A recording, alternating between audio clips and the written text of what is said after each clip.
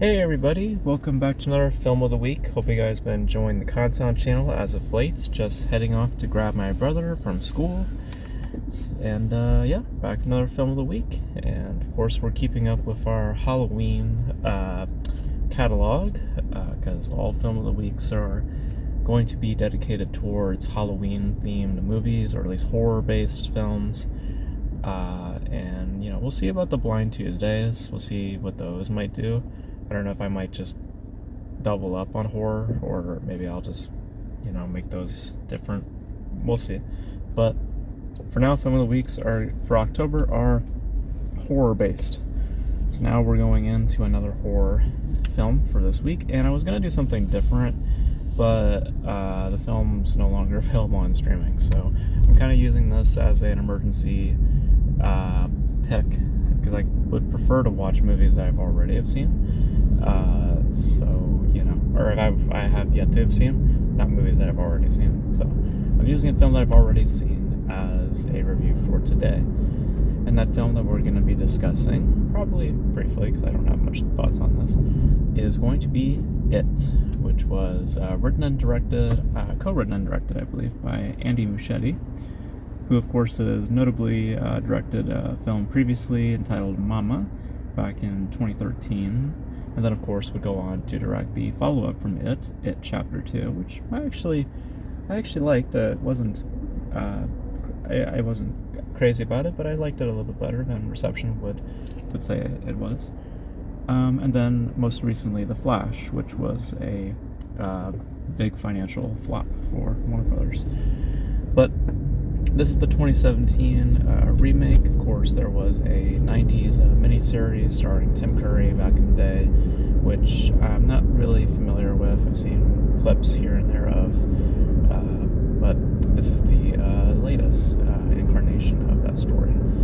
And as the story goes, of course, based on the Stephen King novel, tells the story of the Losers Club as they deal with a demonic presence, a shapeshifter, who mainly takes the form of a clown named Pennywise. And as the story begins, we are following a little boy named Georgie, who one rainy day, decides to go out and play with a paper boat that him and his brother made.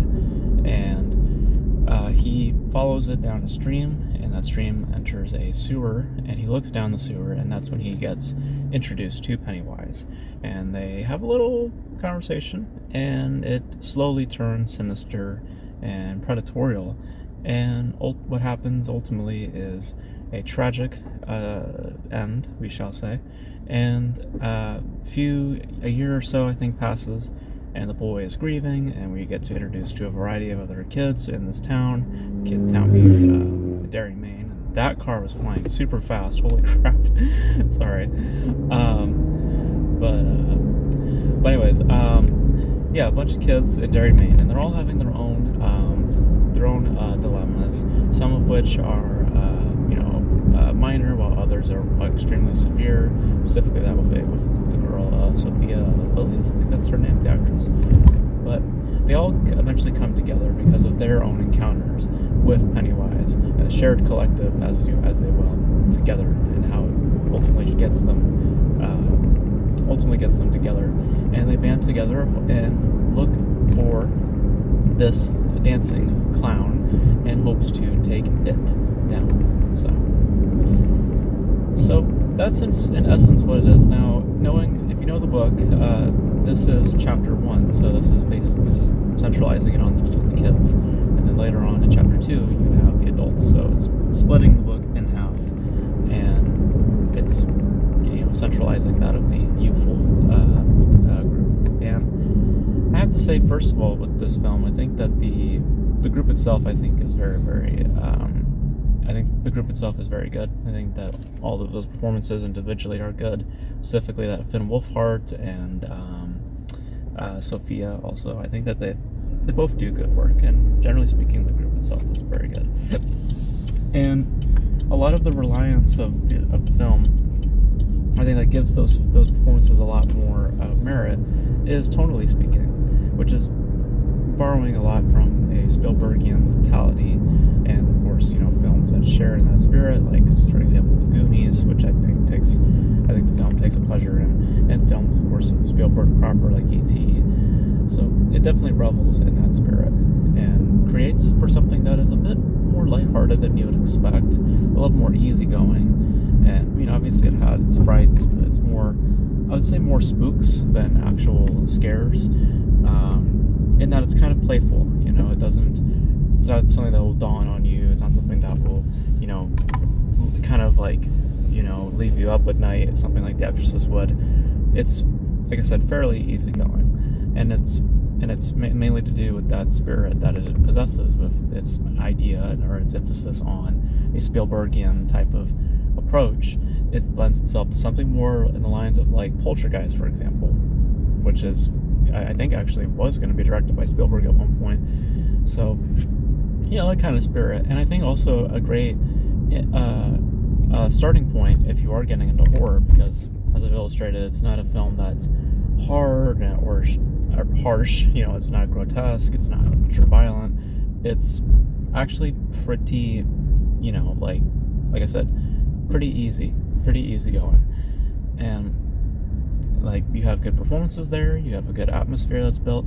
And speaking about Bill Skarsgård, getting into performances proper though, I think he delivers something fairly sinister, not completely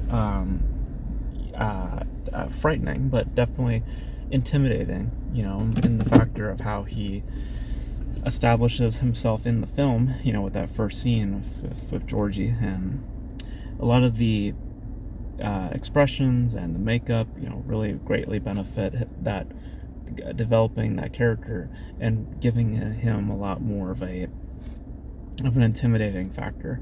And the fact that he's also incredibly tall, also plays into that as well.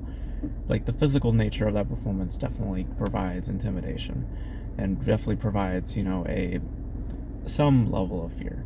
So, but generally, it's a fun piece. It's not a lot, There's not a lot to that film. It's, like I said, it's very easygoing, and there's, the developments, while are good, they're ultimately kind of forgettable. They're not as solid as is just the momentum, just the journey of just getting these kids to encounter the clown, because ultimately the film kind of does devolve into that, at least to my memory.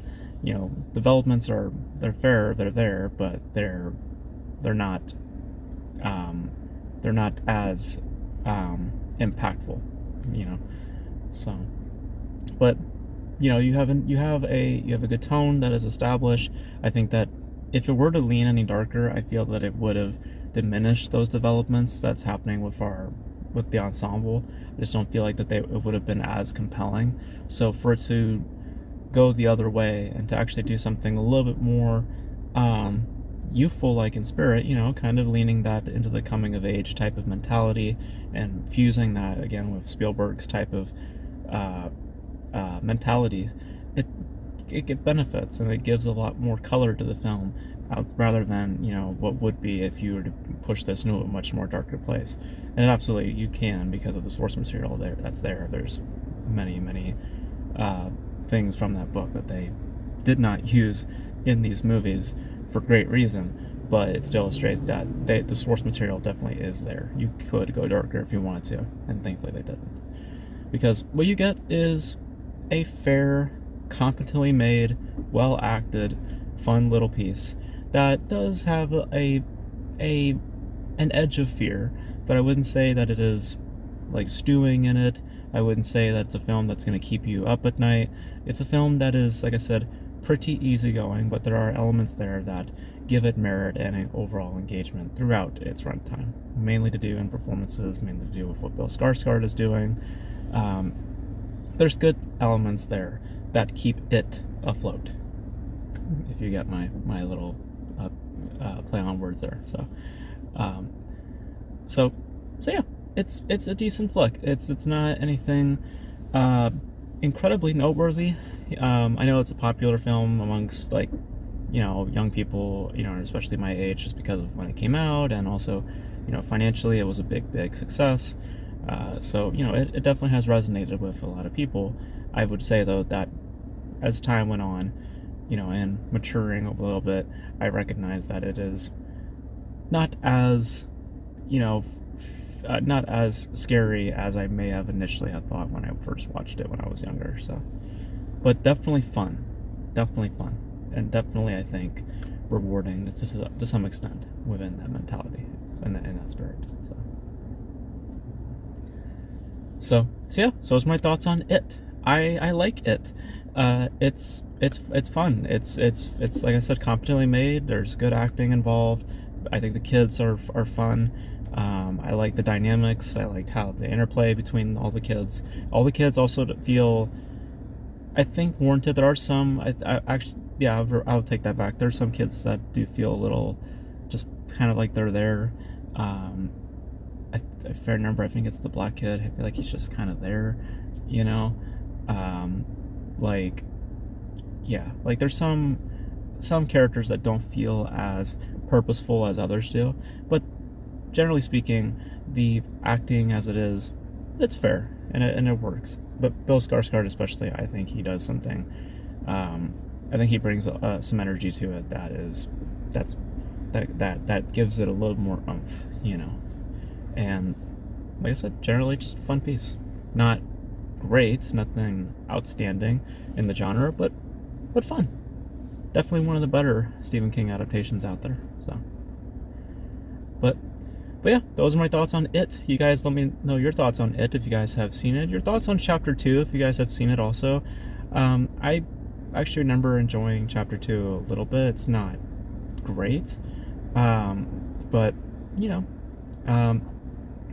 as bad as I think some people make it out to be. But you guys have your thoughts on it generally. If you guys have seen the original film or the original miniseries back in the day, let me know your thoughts on that in the comment section below. And that's going to be it for this video. Thank you guys for tuning in. And until then, I will catch you guys in the next video. Bye.